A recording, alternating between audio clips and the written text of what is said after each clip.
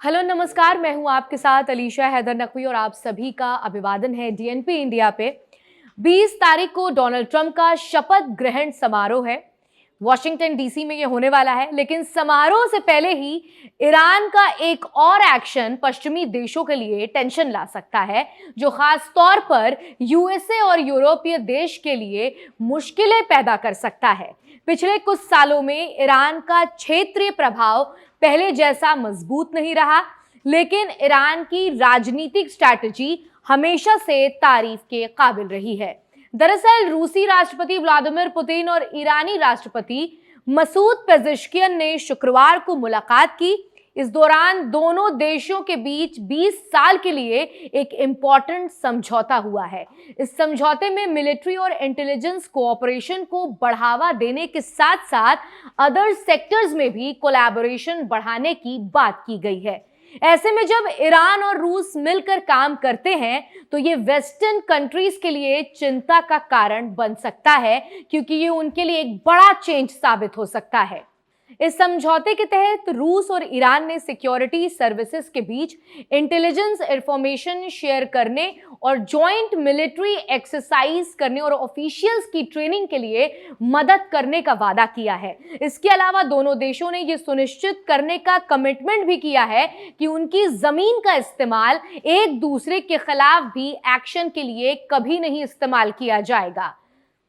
ईरानी राष्ट्रपति ने इसे न्यू चैप्टर की शुरुआत बताया और पुतिन ने इसे एक बड़ी सक्सेस कहा और कहा कि यह समझौता रूस, ईरान और पूरे रीजन के सस्टेनेबल डेवलपमेंट के लिए कंडीशन क्रिएट करेगा। पुतिन ने इस समझौते में ट्रेड और इकोनॉमिक बेनिफिट्स पर भी जोर दिया, जिसमें ईरान को सिविल न्यूक्लियर टेक्नोलॉजी की बिक्री और रशियन गैस की सप्लाई शामिल है।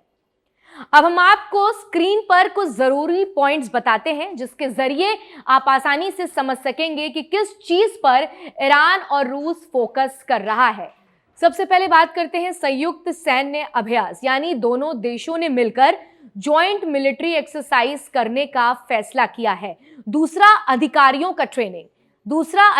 की ट्रेनिंग। रूस और ईरान ने अधिकारियों की ट्रेनिंग के लिए सहयोग करेंगे, यानी आपस में ये कोलैब करेंगे। साथ ही भूमि का सही इस्तेमाल। दोनों देशों ने ये सुनिश्चित किया है कि उनकी जमीन का इस्तेमाल एक दूसरे के खिलाफ किसी भी मिलिट्री एक्शन के लिए नहीं किया जाएगा। इस पूरी डील को पश्चिमी देश जो है वो बहुत ध्यान से देख रहा है। दरअसल अमेरिकी विदेश मंत्री एंटनी ब्लिंकन ने सितंबर में वार्निंग दी थी कि रूस ईरान के न्यूक्लियर वेपन्स प्रोग्राम में मदद कर सकता है। हालांकि ईरान ने इन दावों को सिरे से नकारा था और कहा था कि उसने रूस की मिसाइल्स कभी नहीं दी है। फिर भी ईरान रूस को अपने शहीद 136 ड्रोन्स भेजता है और इनका निर्माण करने में मदद करता है। वहीं दूसरी तरफ एक्सपर्ट्स का मानना है कि पश्चिम के साथ बढ़ते जियोपॉलिटिकल टेंशन ने रूस और ईरान को एक दूसरे के करीब ला दिया है। जेम्स मार्टिन सेंटर की हन्ना नाटे ने कहा है कि पश्चिम के खिलाफ बढ़ता कॉन्फ्लिक्ट दोनों देशों को एक दूसरे से ज्यादा कोऑपरेट करने के लिए प्रेरित कर रहा है। हालांकि रूस अभी भी खाड़ी क्षेत्र में अपने हितों को देखते हुए पूरे तरीके से ईरान के पक्ष में बिल्कुल नहीं है।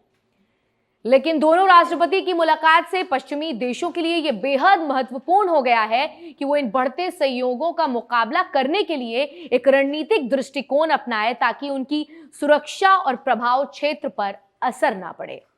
फिलहाल आज की इस वीडियो में इतना ही। आपको हमारा ये वीडियो कैसा लगा हमें कमेंट सेक्शन में लिखकर जरूर बताइएगा, क्योंकि आपकी राय हमारे लिए बेहद खास है। और ऐसे ही तमाम वीडियोस के लिए आसान भाषा में समझने के लिए सब्सक्राइब कीजिए डीएनपी इंडिया। आप सभी का बहुत बहुत शुक्रिया।